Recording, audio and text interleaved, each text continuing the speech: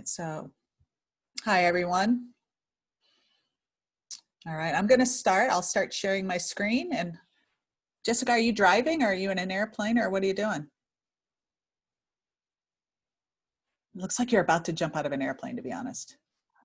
No, I'm just parked up at the moment. I'm on my way to the drop zone, so I'll be driving but listening. So okay, fair enough. So I'm going to keep the chat box open. So I'll be asking some questions. We'll be using that a little bit for some interaction. But it would also be good if you have a piece of paper and a pen, because I'm going to ask you to do some writing at the same time, just to, not all at the same time, but just have it available to you when I ask some questions, okay? All right, so I'm going to share screen because I thought I'm just going to do more of a PowerPointy thing and maybe jump in and out, but we'll see how it goes. So, all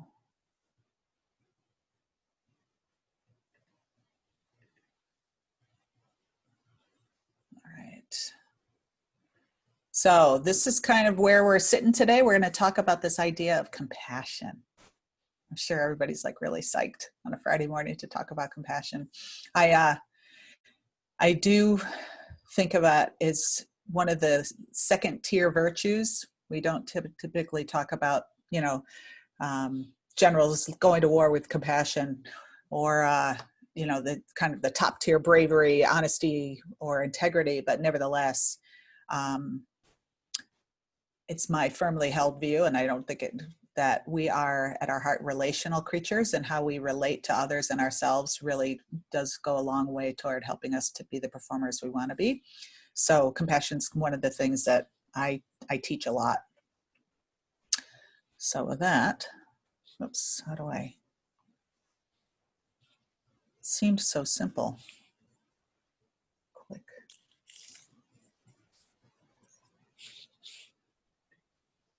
All right.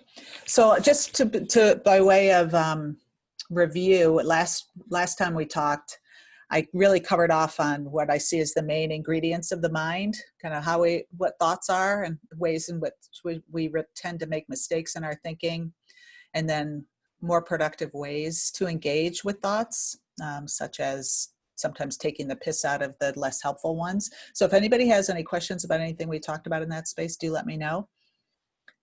We then, sorry, now that I'm in this screen, I'm not gonna be able to see chat box. So if somebody can see the chat box and anybody asks a question, if you can let me know, because I now can't see it. Is that fair enough? Just thumbs up if that's okay. Okay, beautiful.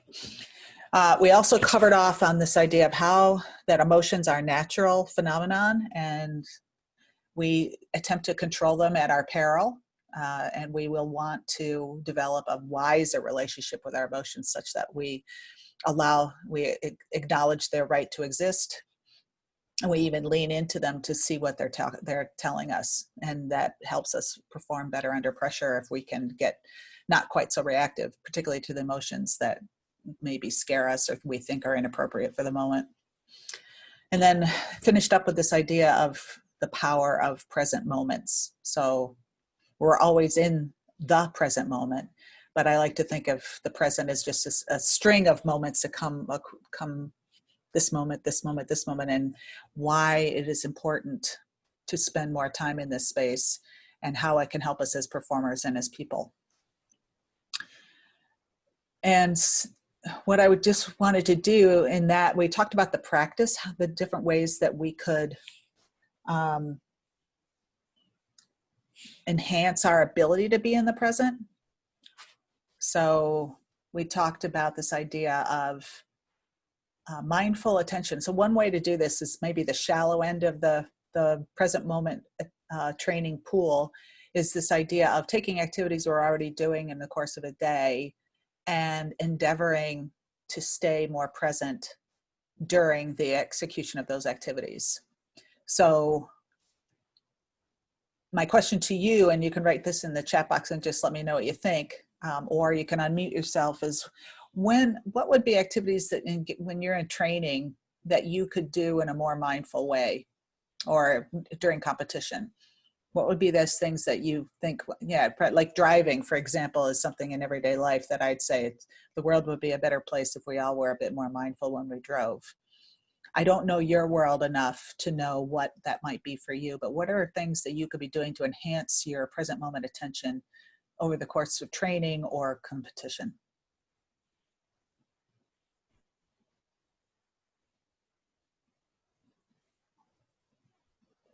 So you can either unmute yourself or write in the chat box.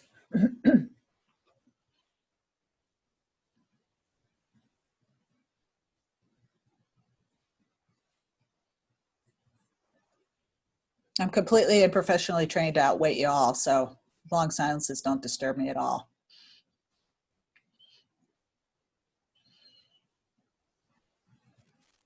Yeah, KP, you have one in the chat box called dirt diving. Okay, so somebody tell me what dirt diving is. Whoever wrote that in, what does that mean? And how would you do it mindfully?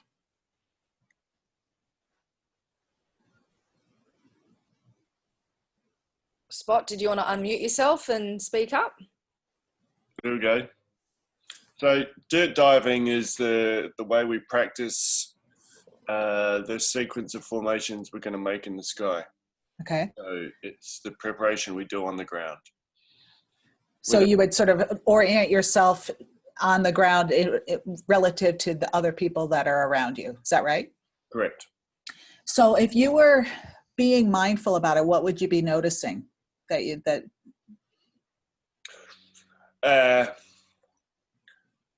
Well, typically on a drop zone, there's lots of distractions around. So I guess to start with, just being able to focus on the group you're actually with. That would be good, I would have thought. Yeah. Yeah.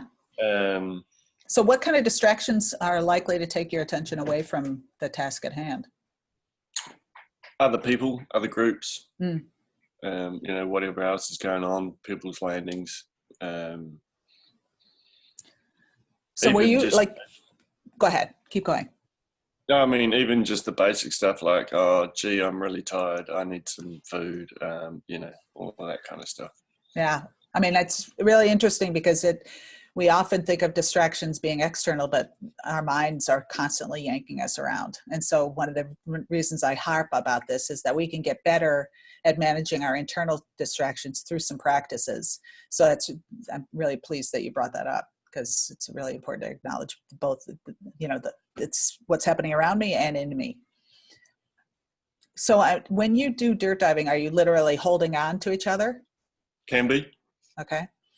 So it can even be as granular as paying attention to the quality of handholder, what it feels like, making sure that my hands are in the right place, and that I've got the exact grip that I want, so that we're really getting down to the basics of whatever it is that will make the difference between a good and even great formation. So what are the things that I have to do? Is there any, if we drill down on that more, are there other things that you would want to be paying attention to during dirt diving that would help you executing in the sky? And anybody can answer. We're picking on you. Thank you very much for allowing that. Yeah, no, look, you've pretty much nailed it with, looking at the detail of quality of grip and that kind of thing. The movements of how we get from one formation to another. And it doesn't matter what kind of formation. Could be canopy, could be vertical, could be flat, it all still applies. Are you making eye contact during formations? Yes, if possible. What's that? If possible. Okay, it's obviously yes, if you're facing the wrong way, but it's also being mindful of what you would be seeing up at the sky and making sure your eyes are going into the same place. So it's similar as you can make it, I imagine. Sure. Okay. So I guess what I'm after here is just with the recognition that there are plenty of things during our day that we can be doing without changing our day a bit that will help us start practicing this, so that I'm keeping my attention on what's right in front of me. And when I get distracted, I just bring it back. And it's not the distraction that's the problem. It's the failure to bring it back, because we're going to get distracted. But the quicker we bring it back, and with just a sense of celebration that I did that, this is what strengthens focus. Does that make sense? Sure. Cool. So this idea then, in addition to the mindful attention to activities, we can also be thinking about integrating, and I think some of you in the group do this already, are integrating a mindfulness practice into every day. And this requires literally making time in your day for whatever period of time you think you have, to sit down, and whether you're using an app, some kind of guided meditation, or just with a timer, thinking about or allowing yourself to be with your mind as it is, and using a intentional focus to bring yourself into the present and try to maintain that for whatever period of time it is.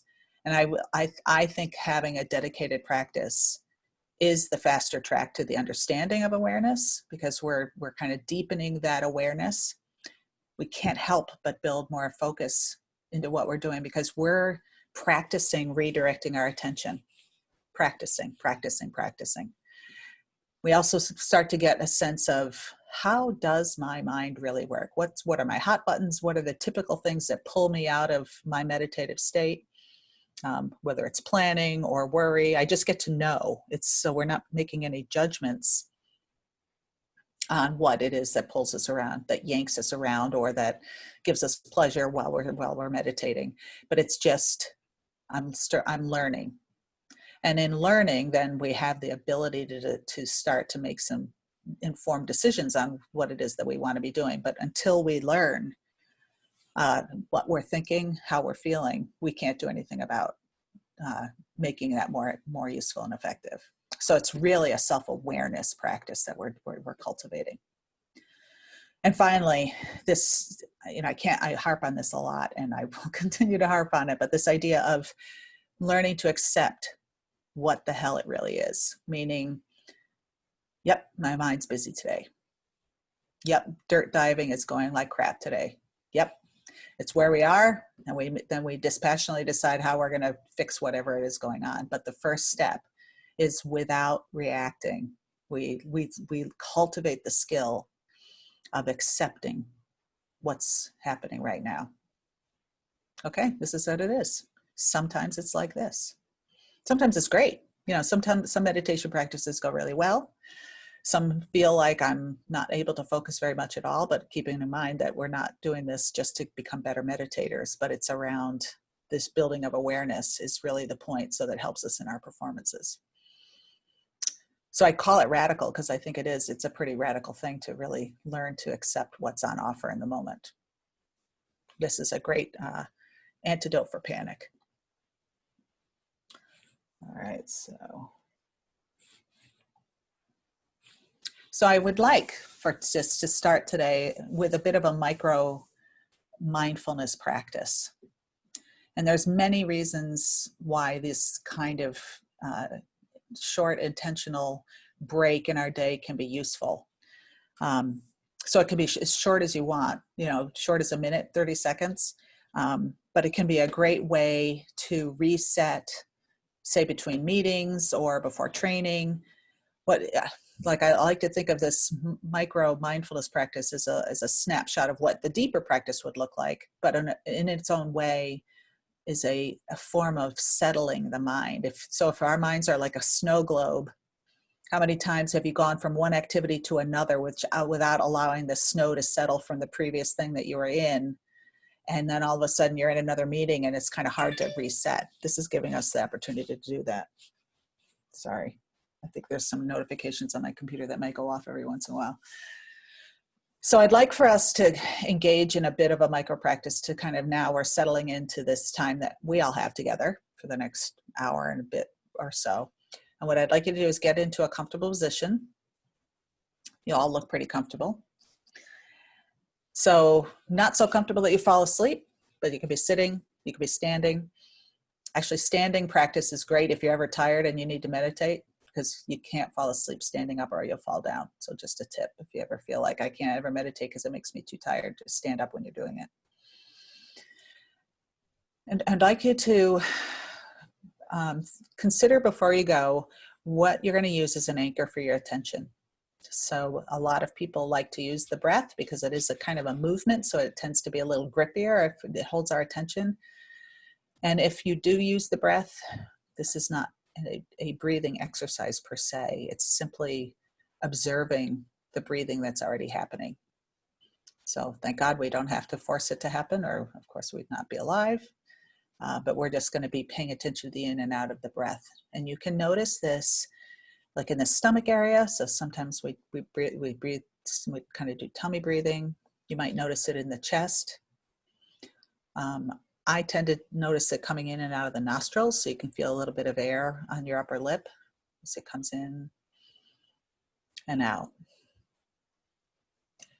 Now, if you're not a fan of the breath, you can use whatever, you can use hearing, you can use sensations in the body, but whatever you decide to do, what I'm asking you to do for the duration of our micro practice is you're going to commit to that particular sensation.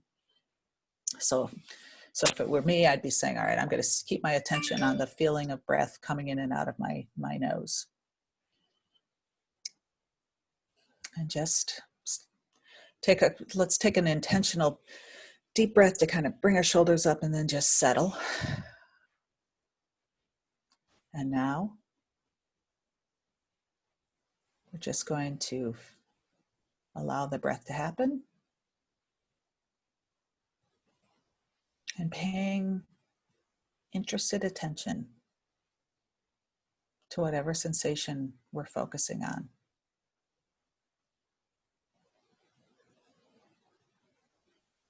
If it's the breath, it can also be helpful if you'd like to label inhales as in and then out, just as a way of using thinking to kind of hack thinking, so you can keep it deepest your focus on the breath.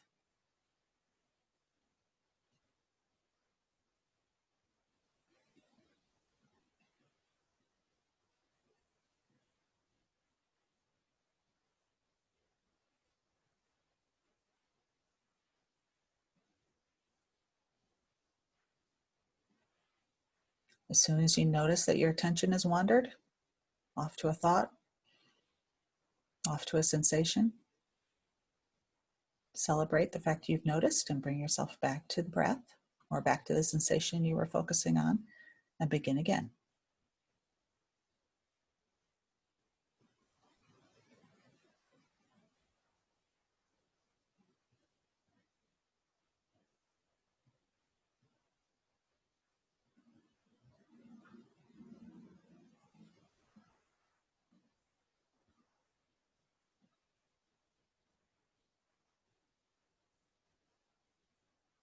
Imagine your mind settling. So the intention here is to just settle and allow yourself to focus on your sensation of choice.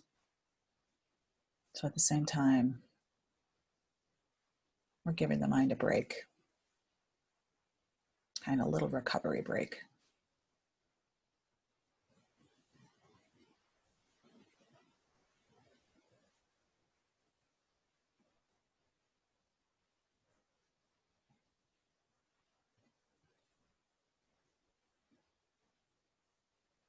And when you're ready, you can open your eyes and return to the visual world. Now, you don't necessarily have to meditate with your eyes closed either. Just it tends to allow a little less stimulation, but some people find that uncomfortable. And I should have mentioned at the beginning that if you just pick a spot on the floor, that's perfectly fine as well, if you don't like closing your eyes. So I'm happy for people to unmute. I'd just be curious about your experience of that. How'd you find it?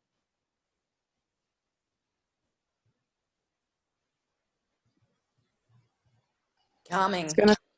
Calming. So Jules said calming. Listening to noises definitely helps me kind of focus on one thing. Yeah, I think using sound is a great way if there's sound to be had, because it's obviously another present moment experience and you don't have to do anything to listen. It just happens, right? Okay. Any other reactions? Anybody get distracted? I see some smiles. Yeah, I got a little distracted. It was quite relaxing, but because I had surgery on my leg a week ago, I get Mm. sort of pulses of pain just go through my leg a bit Mm. every now and again. So Yeah. So that could be the object of your meditation. If that, it's sometimes sensations are pretty powerful, and it's fine. You don't want to start getting into a fight with yourself about I was going to focus on breath instead, because that's your most pressing present moment sensation. But I imagine the challenge for you would be, how do I do that in a way that's accepting of the pain? I've been in pain for a while, so I sort of already accepted it. But it's just a different level of pain, especially you could call it. Yeah. Well, it's kind of like pain's going to happen, and Oh, for often, sure. yeah, often and I am as prone to this as anybody else, but when we start flinching or being mad when we feel a frisson of pain, we're not doing ourselves any favors. Yeah, but the breathing, definitely help take my mind off it a little bit. Okay. And I guess I don't want to oversell meditation as a panacea for calm, because if your present moment experience isn't calm, you're just going to be experiencing what's on offer. So I think sometimes it can often be relaxing. But if my mind's spinning at miles an hour, a million miles an hour, or I'm worried about something, I notice where in my body I feel the worry, and I can feel the worry kind of pulsing right behind my eyes. And it's like, I wouldn't judge this as a tremendously relaxing experience, but it is giving me information about, wow, so this is how I feel worry. Good to know. So, and I'm going to just be here with this, and if I can bring myself back to the breath, see if the worry ebbs and flows in my experience while I'm meditating. That's a lot to happen in a minute, but it's important to recognize and really be true to this idea that it's simply awareness of what is. So if the awareness is relaxing, it's a nice bonus, but it won't always be like that. Does that make sense? So the point of here is to build awareness. If relaxation happens, beautiful. So I'm curious, having experienced this, and for those of you who already engage in a practice, when do you find practice to fit best into your day?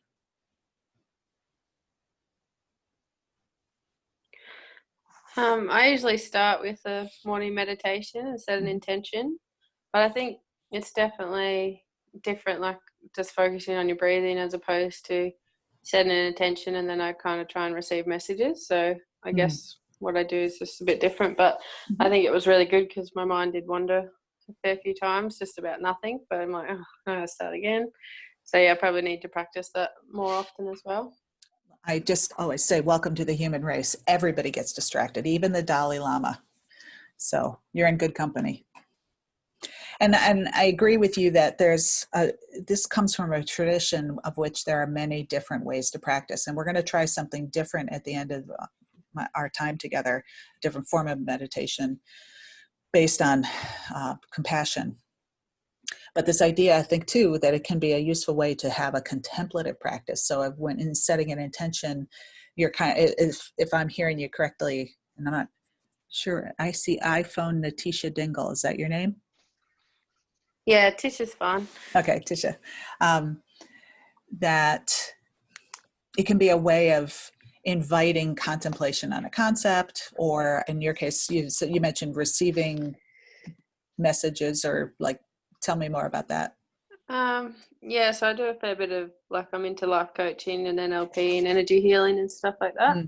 And yeah, if you have an issue or something, kind of surrendering it, and then the solution kind of comes to you. You receive messages, I guess, from spirit, and yeah, I think it's really valuable. When I do competition, I sit in the plane and I do speed, so I imagine a column of white light flooding through me and that I'm one with the universe, and really center myself that way and then anchor that in.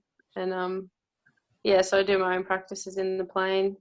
When I did four-way, we used to kind of try and really connect together, and everyone thinks it's weird you do a weird handshake when you leave, but it's just about unifying as one before you leave. So yeah, I guess that's where I go with that. Okay. And It's not a practice that I teach, but I have a lot of respect for people having some kind of routine that, you know, helps center you and brings you to a place where you feel like you can perform better. So that's awesome. Thanks. So I guess I would invite just to consider how, you know, if there's places in your day where you can set up, you know, have a bit of a rest between tasks is a nice way to practice without taking too much time if you're not prepared to commit, you know, 10, 15, 20, 30 minutes to a day on this. But what I do now, let's move into where we'll be heading today. And I just draw your attention to this book and this author who I'll be basing a lot of what I talk about on, because she is by far the foremost researcher in this area of self-compassion. Her name is Dr. Kirsten Neff, and she's based at University of Texas in the US. And her book, I have copied more chapters out of for athletes than any other book in my collection, just because I think what the story of self-compassion has so much relevance for how we live our lives, but also how we perform. And to me, it underpins resilience in a way that mental toughness never will, in my view. But first, I want to start by talking about compassion as a concept before we get into ourselves. So when we think about compassion as a word, when we think about being compassionate in our daily life, and I'm going to have to, let's just unmute and say what you think, but what does compassion mean to you? Empathy. Close cousins. And so when you say empathy, tell me what you mean by that.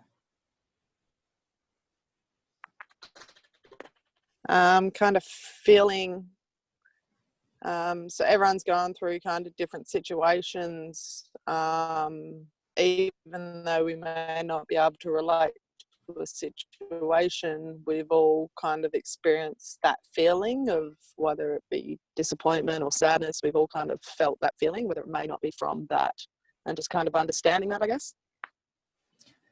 So I hear you. I think there's some wisdom in what you said, that we don't want to assume we know how people are, and that maybe people are reacting differently, and I think that's really important.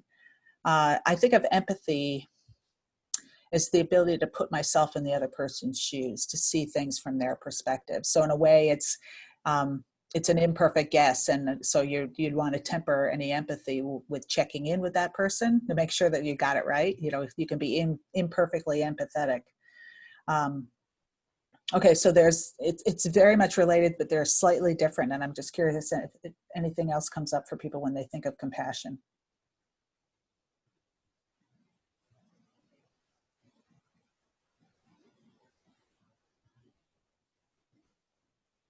So maybe we're kind of sitting in that space where it's very much a relational word. The roots of compassion translate to the idea of suffering with. So it's the ability to recognize suffering on others and to be able to be there with them in their suffering. So it kind of it goes a bit farther than empathy, because empathy is kind of an intellectual exercise, like I'm going to try it on from your perspective. Compassion is a sense of support through suffering. And I want to be clear on that, what I mean in that space, in that people will sometimes think to be compassionate means I have to take in that other person's pain and feel it as if it's my own. And I don't necessarily see that as the most useful thing, because that can burn you out pretty quickly. Or if somebody's really, really sad, to get sad with them, if you're not able to manage that, can be hard for you. But it's really this ability to say, that sounds really hard. And we're not trying to fix it, but we're here to be with the person who's suffering. Does that make sense? And I want to also, because it's our tendency in situations where we are sensing somebody suffering, to want to jump in and solve the problem. Sometimes it's possible, sometimes it's not. And so I invite you to consider, when you are suffering and somebody comes in and says something like, I know exactly how you feel. Have you tried this, and this? You know, sometimes that can be helpful, but, you know, how do you feel when you think as if I haven't thought about stuff that I've already tried. We want to resist the urge to think we have to make it better if it's not make it better our goal. If somebody made a mistake and they're feeling badly about it, and you come and help them, they may not be able to solve things right away, but it's the ability to sit with and support. Does that make sense? How people feel like they are good at this? You can raise a hand or just let me know. What do you think? Where do you struggle? What are you good at with regard to compassion for others?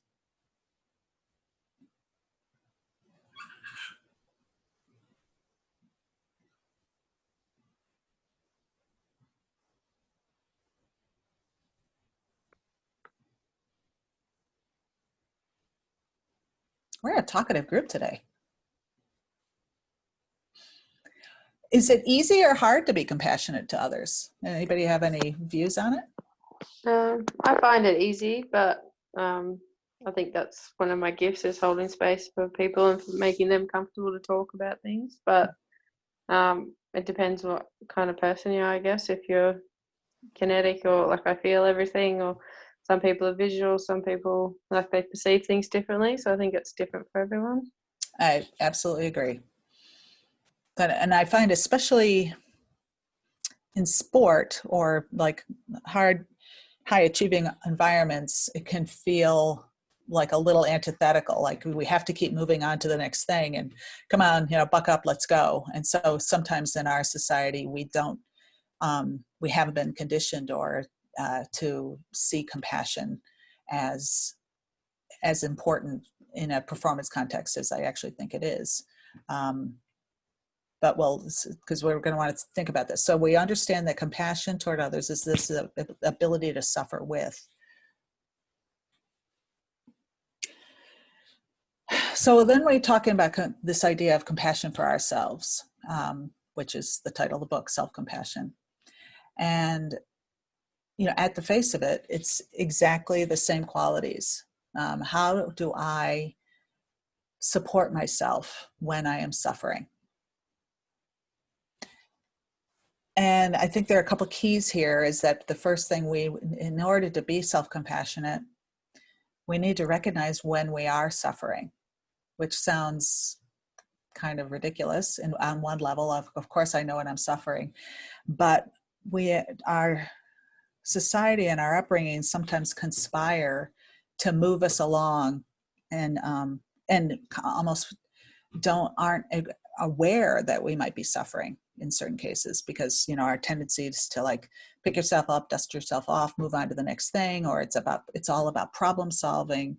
But I can't emphasize enough this idea that before we can be self-compassionate, we do want to get good at knowing when we are suffering. Does that make sense?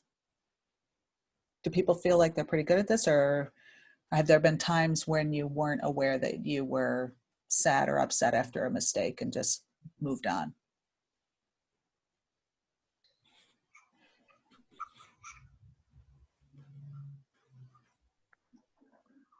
I think you're always aware of it. Like if you're in a team sport and you're the person that made the mistake, you kind of feel like, oh shit, I stuffed up. But I do think it's important, and we kind of instill like, okay, next jump, because it's not taking that energy to the next jump's not helping anybody. So I think we definitely acknowledge it, and everybody knows, like everyone thinks the team's blaming them, but everyone knows that you're taking it on yourself anyway. So there's no need for that.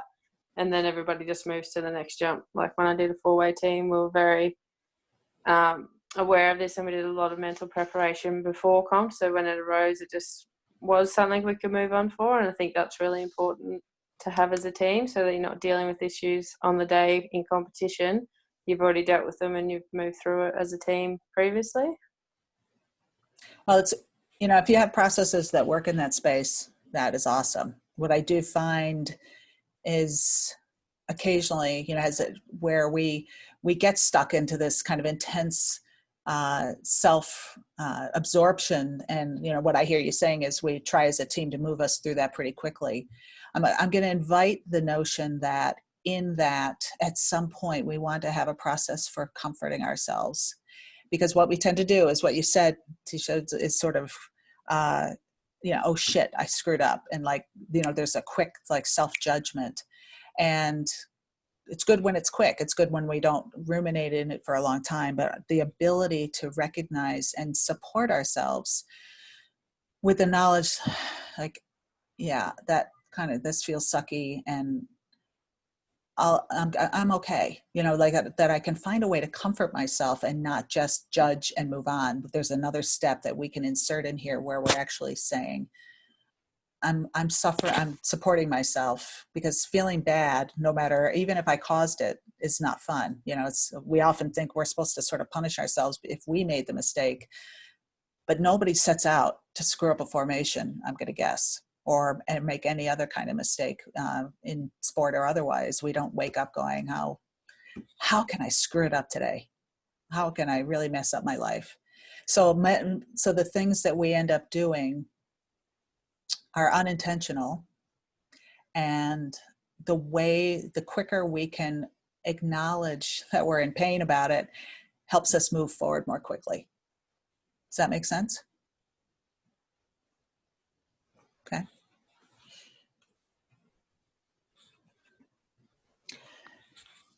So what do you think of why is self-compassion sometimes hard for people? I think sometimes we put a lot of pressure on ourselves to achieve.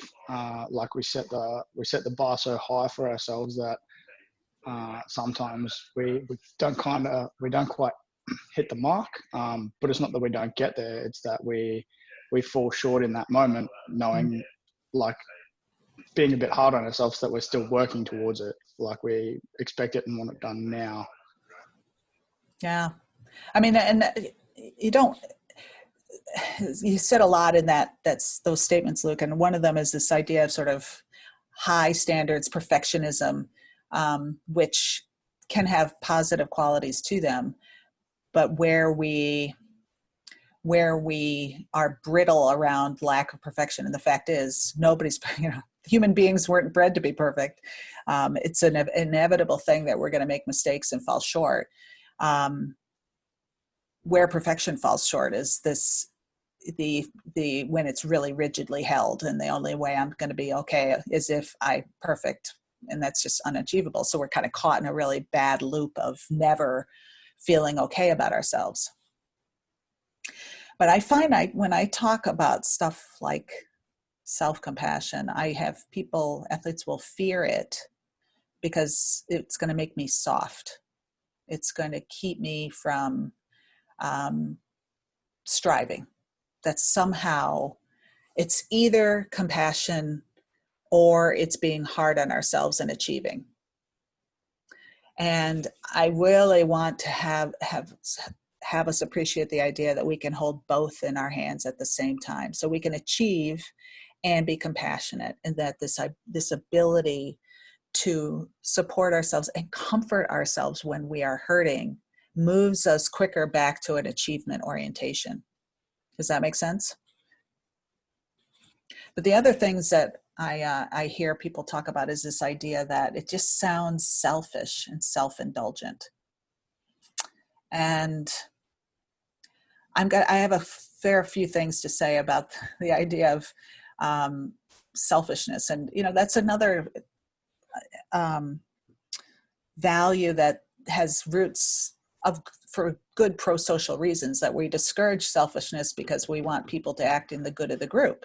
And that's what kept us alive evolutionarily. But nevertheless, there are some things, it becomes such a bad word. I can never be selfish. I can never think about myself.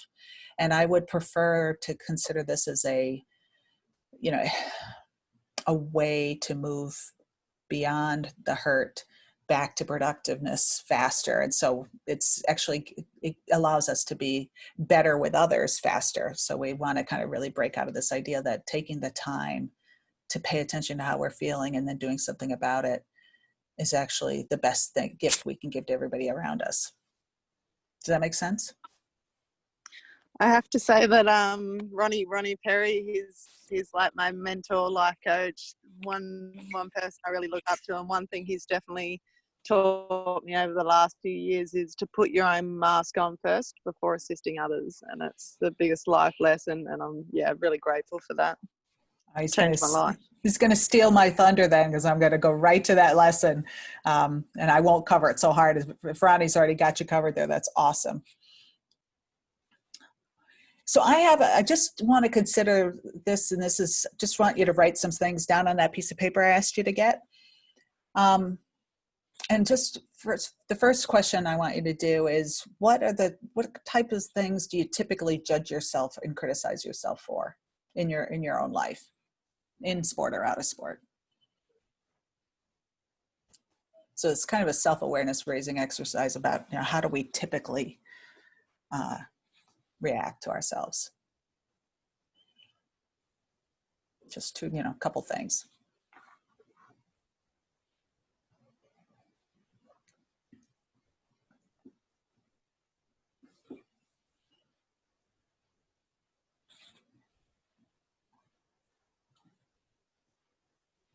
Then I would like you to reflect on the type of language that you use with yourself when you notice a flaw or a mistake. How would you characterize the language with which you talk to yourself? Or even write down the words that you might say.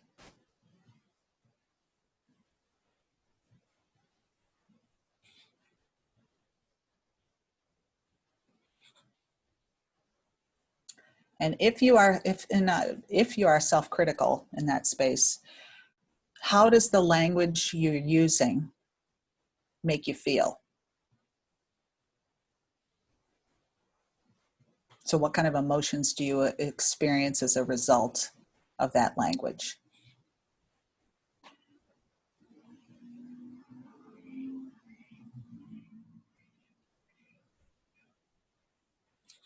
And if you were to reflect on the consequences of this progression, whether, how it would, not trying to label it one way or the other, but if there are is there any fallout or consequences from that?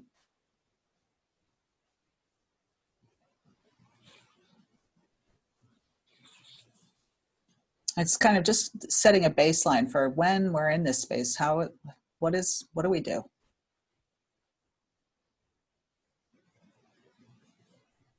Now, you don't have to, but if somebody's willing to kind of share their story, what they do and how it feels, that would be great for the good of the group. But if not, I can share mine. I wrote down that I can be hard on myself. I say things like you're an idiot or you're stupid, like it's all negative, which makes me depressed and sad. And I know it's not right, but when you keep saying it, then you tend to believe it. And then it's this cycle. Yeah. And I've got to stop myself and go, no, don't stop saying that to myself. I shouldn't be thinking like that. Yeah. But it's just this self-criticism. Yeah. Yeah. Idiot's part of my repertoire. So I'm with you on the idiocy thing. I don't know what it is about that word, but I really thank you for sharing that. And because this gives us a grippy point to consider, we can be incredibly self-judgmental in a way that we would, do you ever talk to anybody else in your life the way you talk to yourself? And maybe you do. Oh no, you sure? Yeah. I would never tell anyone they're an idiot. Yeah. No. I'm a bit like Tish. I'm a bit more compassionate.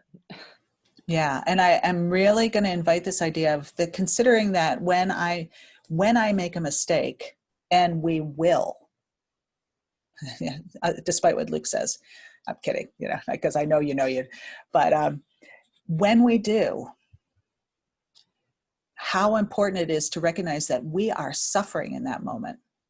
But instead of being wise around how we can help ourselves, we ignore the fact that we're suffering and we pile on. And I'm not picking on you, Jules, because it's part of the human condition that I think we've grown up with this idea that somehow I've got to be hard on myself. But I really want to emphasize that point that does anybody here not feel badly after making a mistake?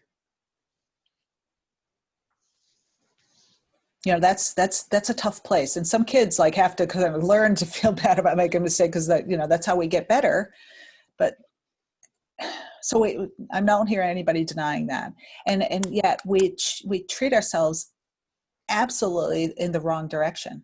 And so after practicing this for a few years myself, I knee jerk, but I'm able to come back and offer myself some empathy and some support for the fact that that really sucked. You know, like, and I'm, you know, and yeah.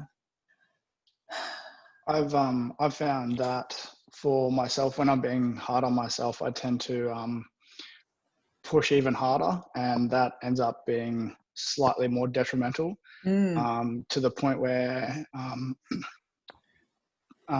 like training and being physically active is a major part of my life. And when I don't do that, that's kind of my reset.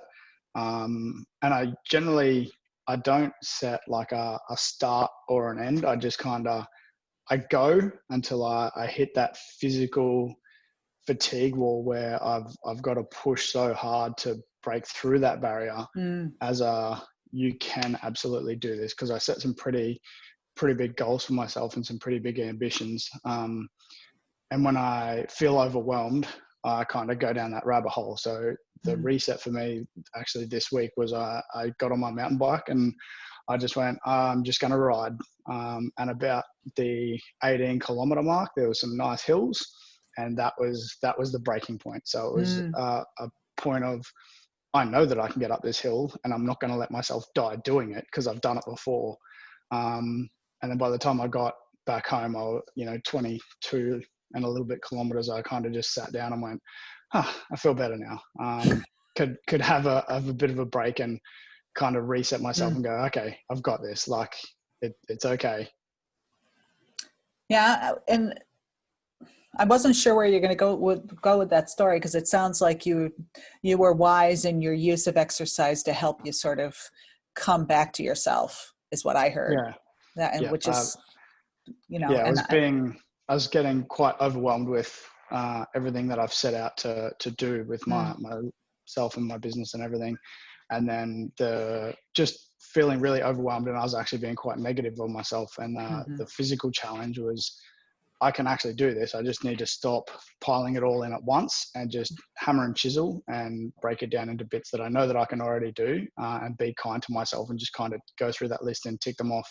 And then the following day I had, I ticked 10 things off my to-do list, and they were all small things, but because they were just things on my list, they just added to the pile. It was just, I had to be kind to myself at the end of it, and finding that place of kindness come after some pretty hard exertion physically. So.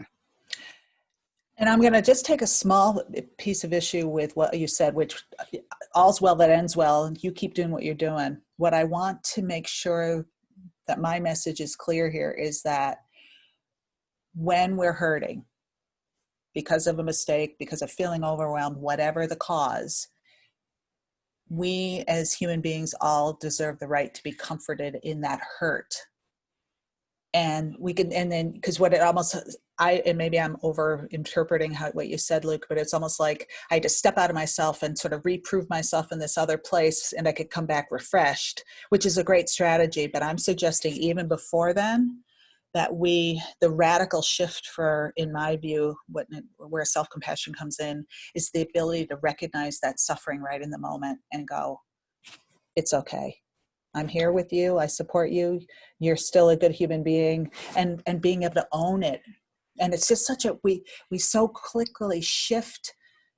The pain motivates us to be tough on ourselves, to yell at ourselves. And then we find another way to deal with it, which is great. So I'm not knocking the routine, but I'd love to have that moment. I think it went both ways. So I think the first part of the ride, I didn't have any music in. I just went out and was with myself and just enjoyed the ride, because I was out in the air, out in the sun. Yeah, that's beautiful. And then the second part of the ride was game face. Let's bring reset. it back. Let's get it done. Okay. But it's nice that you allowed yourself sort of that in the moment. Don't have any expectations on myself for now. And then I found myself reinvigorated and ready to take it on, which is beautiful. You know, when we can show our who we are in other ways is another, you know, great way to do that. Okay, anybody else want to share anything about that experience of that exercise? Anything?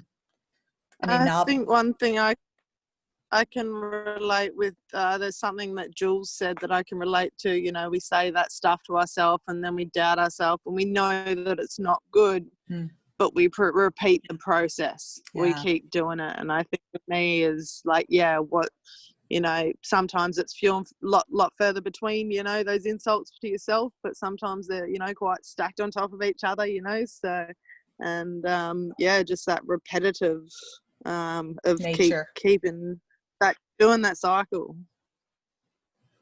And that's a great point as well. And we did talk a little bit the last time we all got together on some of the thinking errors we make.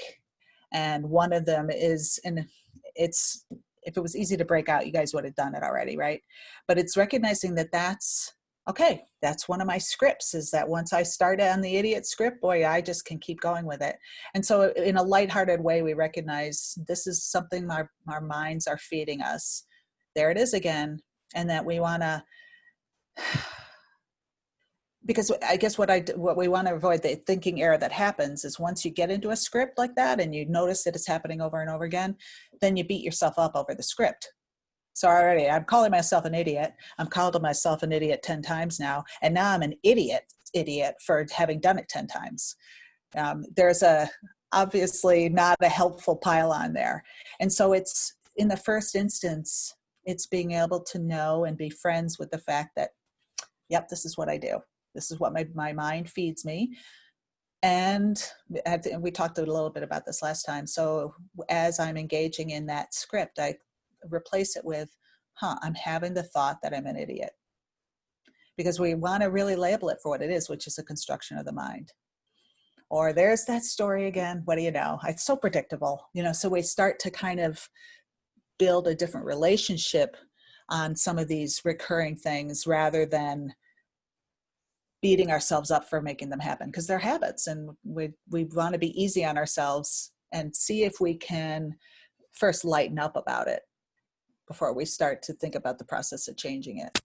But if we get curious and lighthearted, sometimes gives us more space to start to think, or what might be a more helpful way to think about this, but only after I've really deflated the power of the script.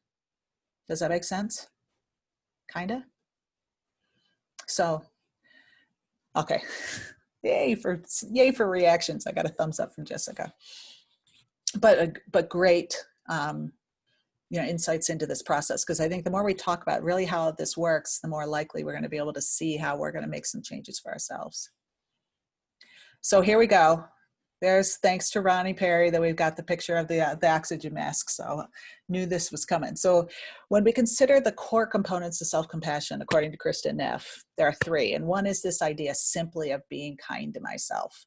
And I think of being kind to myself, we talked about that idea of we're turning selfishness inside out. We're going to learn to talk to ourselves and be with ourselves in a way that's more gentle and understanding than like harshly critical or judgmental.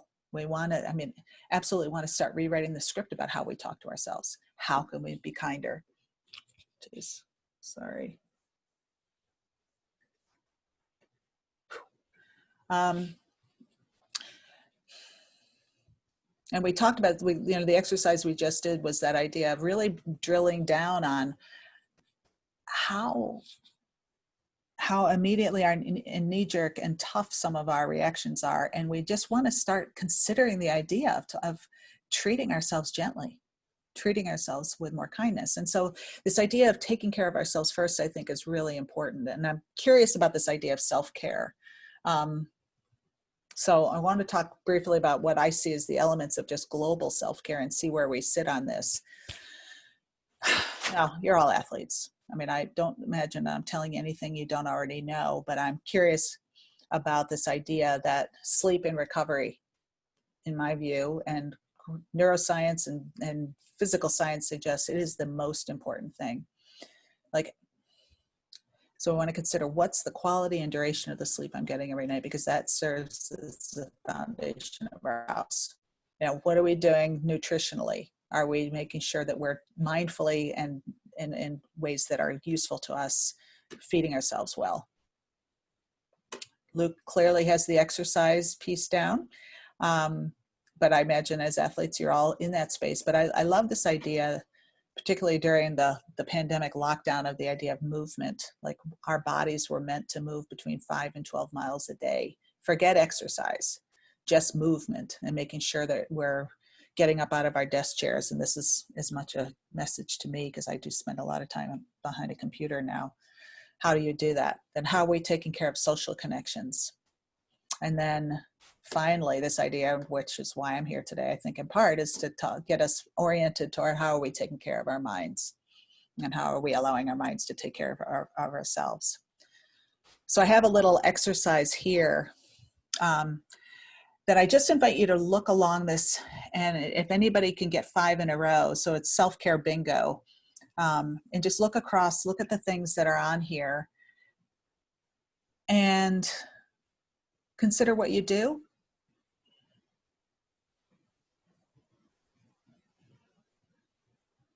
What you wouldn't have thought would be self-care.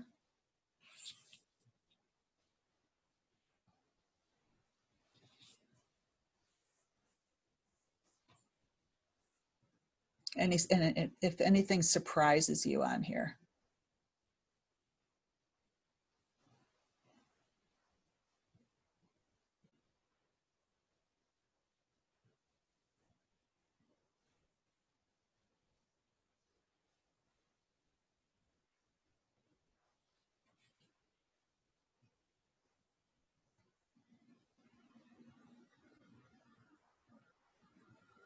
Happy for any observations, reflections, thoughts in response to this. And if anybody got 5 in a row.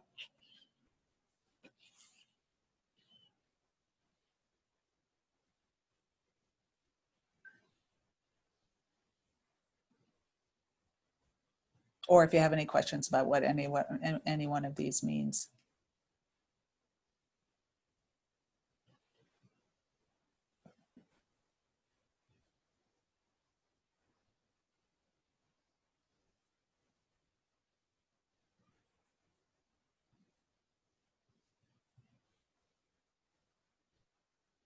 Does anyone do all of them? Most of them. Okay. Where's your big challenge in terms of self-care, Luke?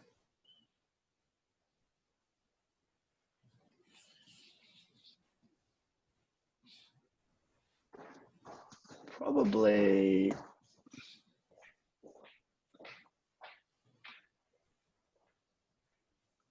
gratitude practice is one that needs to be improved on, because I used to do a fair bit of that, but it's just something that's kind of slipped off the radar as we've gone into this COVID isolation world, where we just kind of, like for me, focusing on building my brand and my personal training stuff post-COVID. So that's probably something that's dropped off the radar a little bit. And I appreciate you bringing that up, because there's absolute great science around this idea that as we cultivate our ability to be grateful every day, we actually grow that muscle. And gratitude is very close to happiness. And so you literally can reset your subjective well-being with that practice. Yeah, so for me, it'd be probably gratitude practices and the work-home life balance for the same sort of reasons. And that's probably it, really. Like, I do pretty much everything else in portions every day. And I mean, this isn't about being perfection and being perfect. So I appreciate that. It's unlikely we're going to hit all of these, but yeah, in portions, and probably in waves and cycles, depending on the day and what else, what's happening just generally. Anybody else?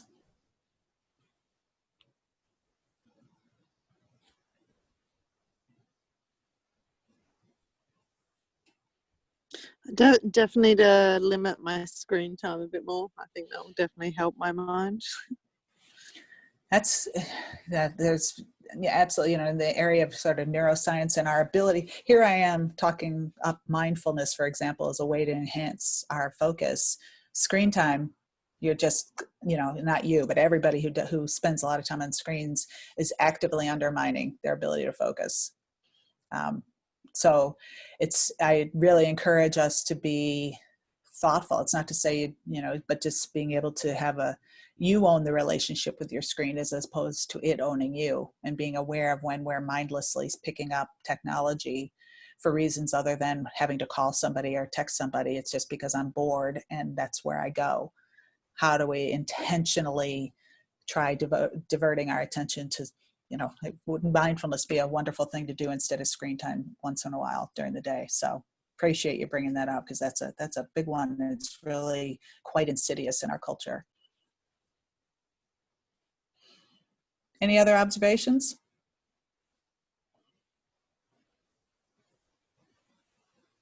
What do you mean by perspective taking?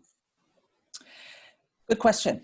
So this is the idea that, and it came out of the sort of my experience of watching people deal with the pandemic, was this sense of it feeling overwhelming, or this sense of high levels of worry about the future.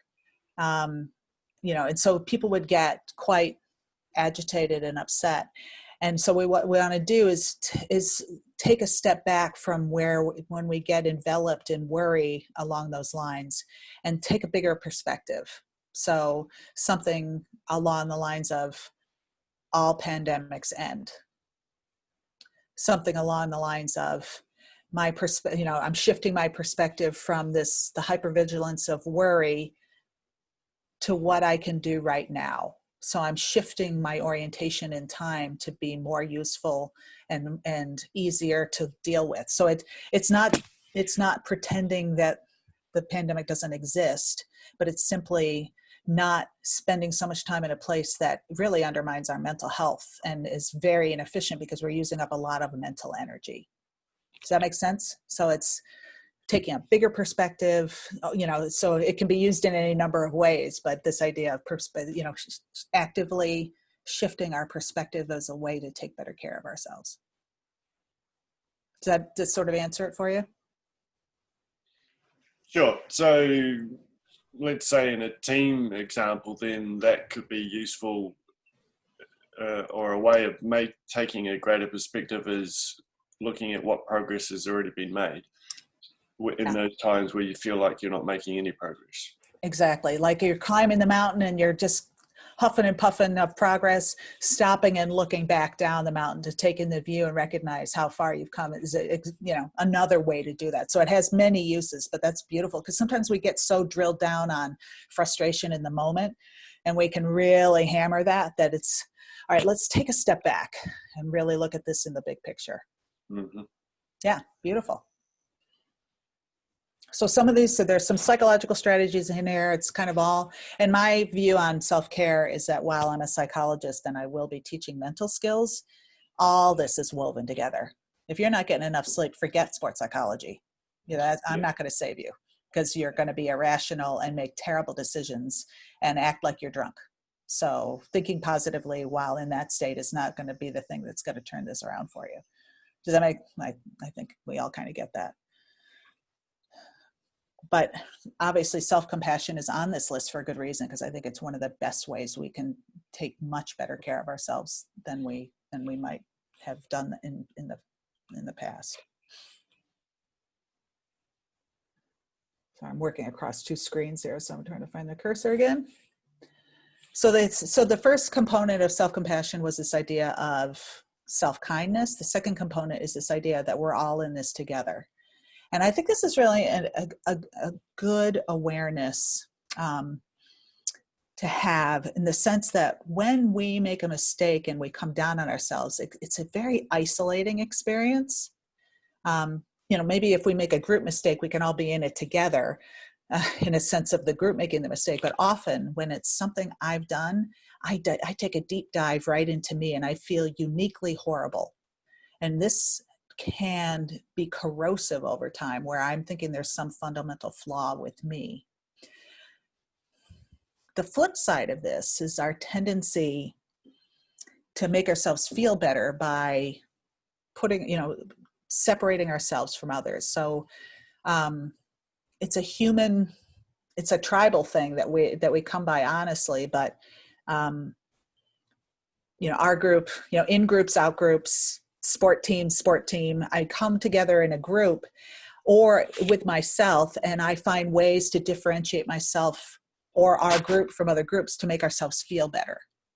So when over and over again, research looking at people in groups, and they asked to rate on attributes within the group versus an out group, and people tend to rate the in group as better on the desirable in attributes than the other group. And it's our tendency to be placing us and separating us from others. Does that make sense?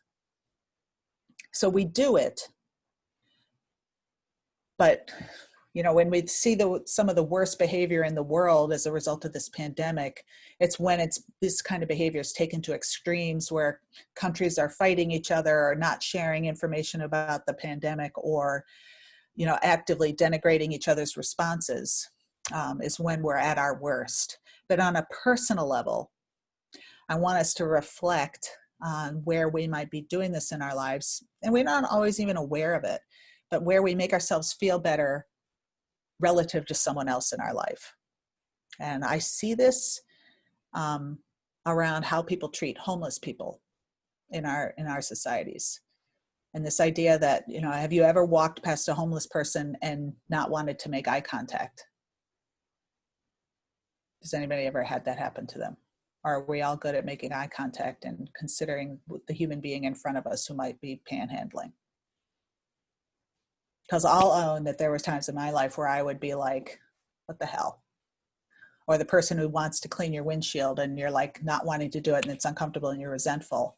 But if we take a moment to reflect on there, but for the grace of God go I, we start to recognize that there's a commonality that we share. And I invite that this is really important for our mental health in a general sense. But when we flip it around to when we make a mistake and we start to really drill down on ourselves in a negative way and thinking we're uniquely flawed, I'm the biggest idiot in the world kind of talk, we are literally unpacking ourselves in a negative way from the rest of humanity. And this is a very long, the story, what I'm trying to get to is this idea that everyone makes mistakes. My mistake isn't unique in the history of the world. And I start to be able to normalize the fact that I make mistakes. Like, it's not like I'm the only person who's not allowed to. I let everybody else make mistakes. So how do I use the collective to help myself understand and feel better and be able to move on quicker? I'd love it if somebody just recapped what I just said, because I went on for quite a long time on that one. Any questions? What do you think what did you hear that I said?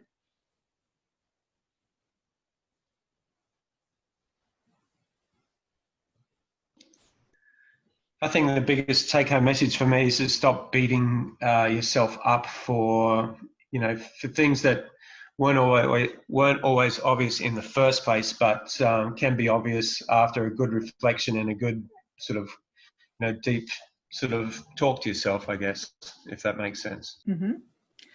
So probably not exactly where I was going, but an awesome point, because I think it is to kind of have the perspective on the mistake and recognize that, before it happened, I didn't see it coming. That is really important to sort of, so that we can lessen the drop of self-criticalness, so we can bounce back quicker. I mean, the line between self-compassion and resilience is a clear one in my view. So that ability, that takeaway. But I guess I'm just suggesting that another component of self-compassion is this idea of, I can have more sympathy and empathy for other people's mistakes. I'm not going to be so judgmental of them, because I can make mistakes. We all make mistakes. And how do we help each other? How do we get out of the hole that we sometimes dig so that we can bounce back quicker? And how can we have more empathy and compassion for each other in that mistake space so we can help each other recover faster as well. But, so our tendency to kind of hold ourselves above people when we see somebody else making a mistake, or we say ourselves lower than other people when we're making a mistake, I'm suggesting we want to kind of stay a little bit more even across both situations. Sorry, that was an over-engineered point, and I apologize for how long it took me to get there.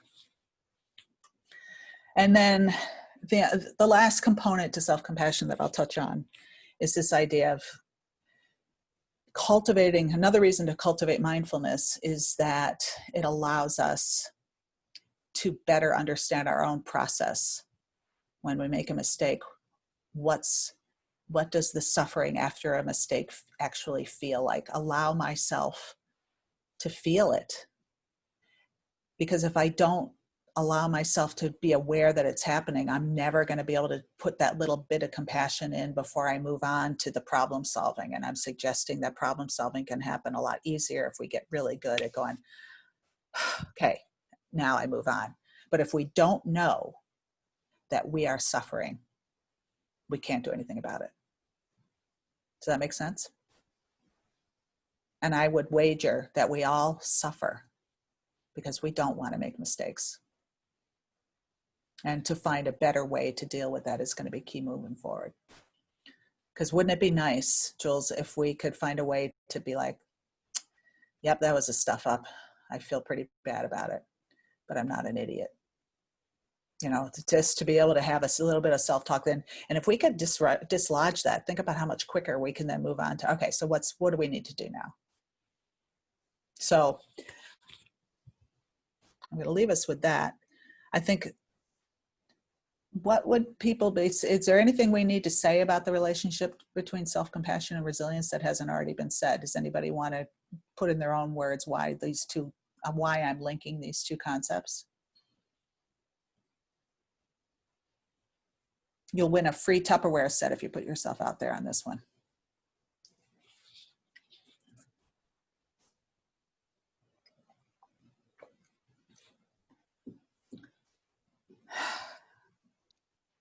I think maybe it's like standing on a milk crate. If you're standing on the milk crate and, hang on, give me a second, I'll rethink that. You could replace the metaphor. It's kind of, resilience is kind of like having that system in place to build a protective barrier around yourself so that the next time you're going to face that situation, you can, as you said, see it coming and put a better action plan in place to get a better result. Whereas the self-compassion is just reminding yourself that you're human and you will make mistakes, and it's okay to do that, and you're only going to be better in the long run for it. Is that kind of in the right ballpark? Do I win the Tupperware set? Yeah, you win the Tupperware set for putting yourself out there. That's the big thing. So come see me after the presentation. I loved your characterization of self-compassion. I think, it's just the tone in which you talked about it was nice, and that's kind of what we're after.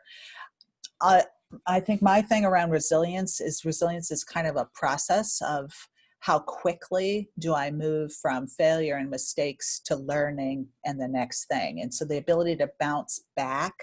So I see it as the qualities inherent in being able to bounce back quicker and easier and more efficiently are underpinned by a self-compassionate attitude that doesn't take us down this deep dive of negativity and crap self-talk, such as I'm an idiot, and I say it because that's my one, or I suck, or I'm the worst. And being able to avoid that means that we're going to be able to bounce back that much quicker. We're just taking a less scenic route from failure or mistakes to the next thing. Does that make sense? Go ahead. I think my biggest thing is, like, when you do make a mistake, I don't really look at it as a bad thing. I'm just like, how can I improve? Mm-hmm. What am I going to do on the next jump to make it better? As opposed to, oh, that was shit. And I've been taught that early in skydiving. If you keep telling yourself you're going to fail, whether you tell yourself you're going to succeed or tell yourself you're going to fail, you're right. So I've always just gone on the positive route. And I think that, I don't know if that came from Joey or earlier, one of my coaches, but yeah, that's just how I play it in my head. Yeah, it happened, and then I just look at how I want to make it better as opposed to going down the rabbit hole. And I think that can go with depression as well. Like we all have bad thoughts, and then, you know, I try and focus on how can I lift my vibration instead. So might be drinking lemon juice, might be, you know, going for a walk, having a foot bath, whatever you need to do to bring yourself back out of that, because otherwise you'll get stuck there. So I don't believe in staying there. I think you said it right at the beginning, Tish, when you said that this is kind of my superpower. It sounds like you're in a space that compassion and the ability to just kind of move forward with more equanimity just is more in your DNA, whether you learned it early or it's just part of your personality. But, you know, that's great. It's so much easier not to have to fix something. But I think I'd wager that you're probably not in the minority in our culture, or you probably are a minority in our culture, but nevertheless, it's awesome that you're able to have processes that work for you in that space. Does that make sense? Yep. Okay. So I'm going to end with a bit of compassion practice. So just some ideas that if you decide this is something I want to kind of cultivate and work on making more of a habit, I'd encourage you to consider adopting, at least for a few weeks, this idea of a compassion journal, where I write down things that have happened that I've not been proud of, or that I'm disappointed in, or mistakes that I've made, what I said, and how I might, what I would want to say to myself differently if I were going to adopt a more compassionate approach. So we start to change the habit, and we reflect on it. The only way this gets easier to do is if we remember to do it. And so a journal can be a nice way to start to solidify getting that step in there, if that's an issue that you want to work on. But the other thing I'm going to leave us with, I also, if this is of interest, that book that I just showed you at the beginning, it's worth a read. But the practice that I'd like us to try to finish this is a type of meditation called loving kindness meditation. One word, loving kindness, one word. And as some cynical Westerners would describe it, it's like meditation being forced to be nice to people. But I'd like to give it a try to end this place. So if we're going to kind of sit down like as if we're going to meditate, because we are, and rather than simply, it's different from mindfulness meditation in that we're going to be saying some things to ourselves.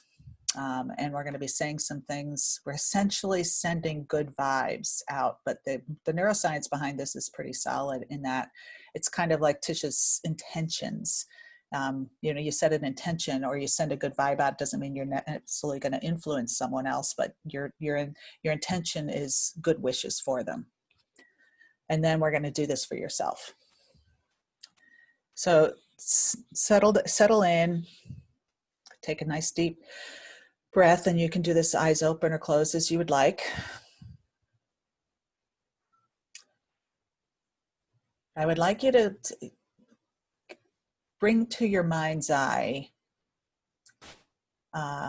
a mentor in your life, someone whose advice you admire, someone who you look up to, and just bring them to life in front of you as if they're right there in your mind's eye. So take a moment to picture them and allow yourself, if you can, and there's no obligation to do this in the sense that this is more accessible for some people than others, but allow yourself to feel whatever feelings you feel toward that person. You know, it might be gratitude, it might be, you know, just so lucky to have this person in my life, which isn't really an emotion, but you get my drift. So some emotional reaction that you might have.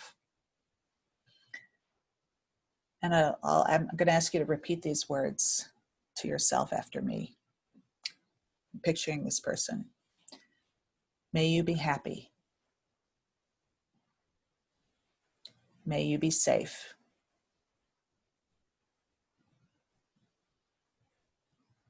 May you be healthy.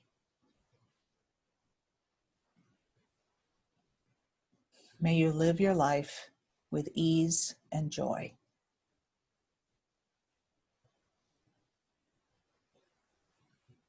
May you ride gently the waves of your life.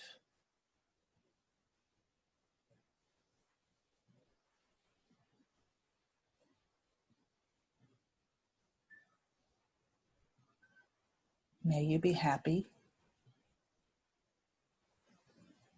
May you be healthy. May you be safe.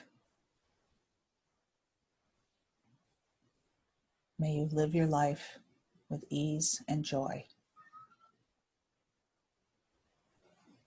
And may you ride gently the waves of your life.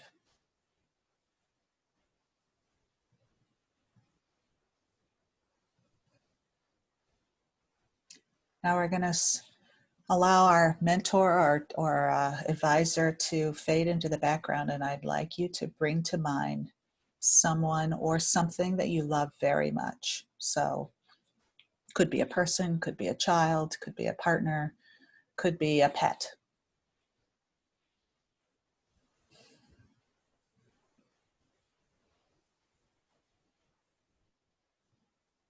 And if you are able, if the feeling is accessible to you, allow yourself to feel how you feel toward this person, be it love, affection, a sense of closeness.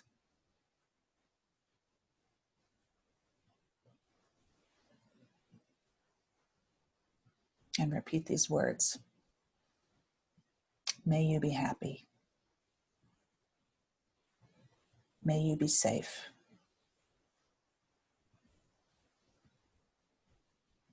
May you be healthy.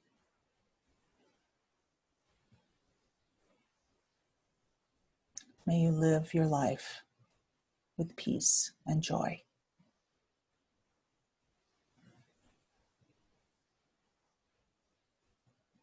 May you ride gently the waves of your life.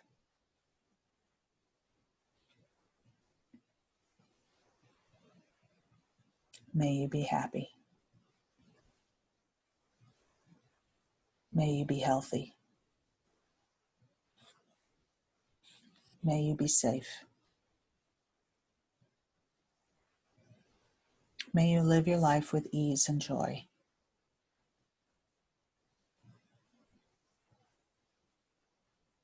May you ride gently the waves of your life.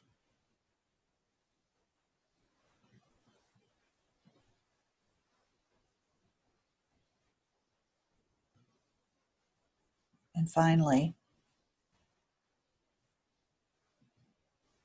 if you'd like to do this with your hand over your heart, that can be helpful for some people, but you don't have to. I'm going to ask you to direct your final set of words to yourself.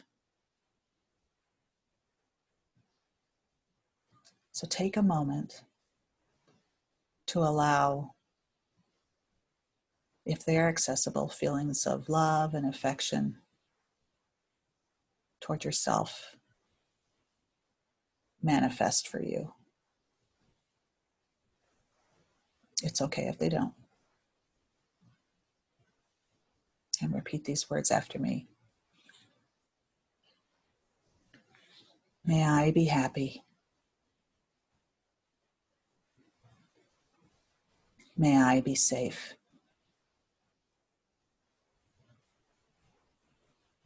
May I be healthy.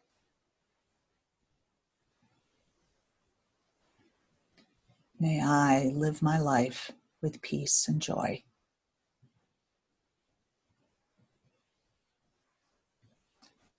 May I ride gently the waves of my life.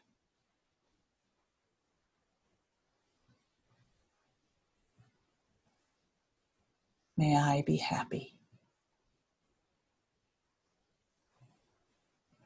May I be safe.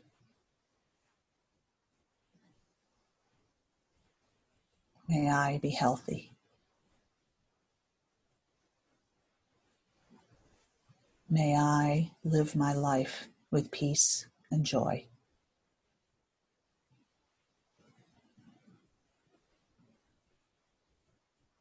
May I ride gently the waves of my life.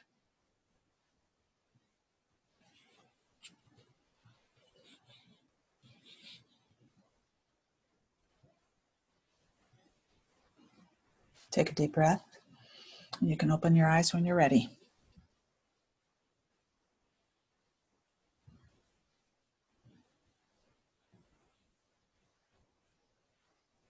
Anybody care to share their reactions to that exercise?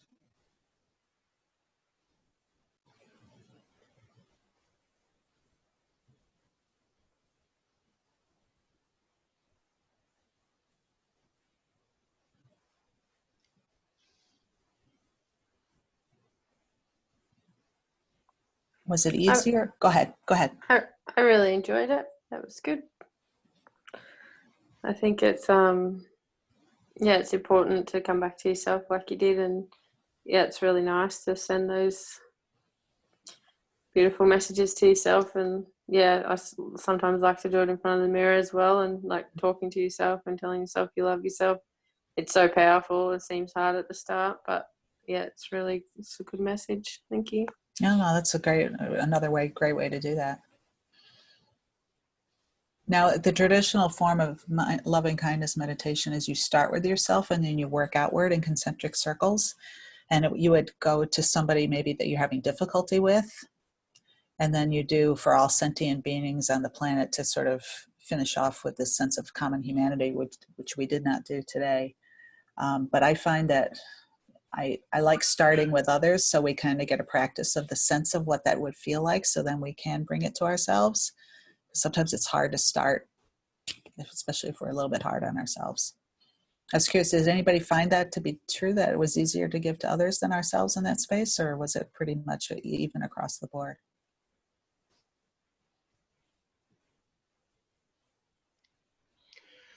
I found it a really good experience, but I found it more challenging to give to myself than to others. That's common feedback, and it's intelligence, right? It's just information to know, and that it'd be my view that it would be great to get to where we can feel like it's great for everything. That's it. With practice, it's because it's kind of a novel idea to actually say those kind of words to ourselves on a regular basis, but it's a way to build self-compassion, to build a sense of kindness for ourselves. So I appreciate you sharing that. Now I'm in the interest of time, I'm aware we're probably running short. So there's any final comments or thoughts or questions before we call it a 90-minute compassion break? I'm going to stop.